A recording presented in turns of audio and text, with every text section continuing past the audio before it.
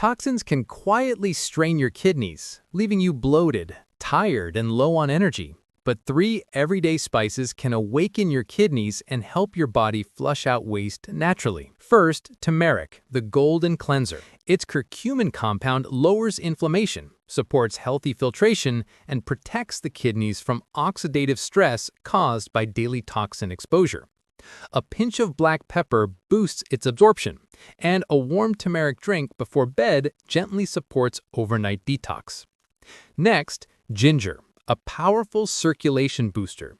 Its natural compounds improve blood flow to the kidneys, helping them filter more efficiently while reducing sodium and water retention.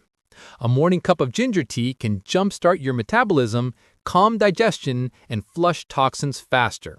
Finally, parsley seed, nature's gentle detoxifier.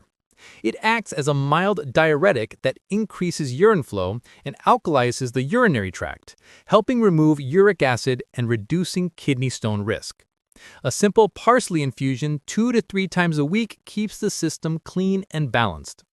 For an extra boost, try a 10-minute abdominal lymphatic massage before bed. Gentle clockwise motions help move trapped fluids and enhance waste elimination while you sleep.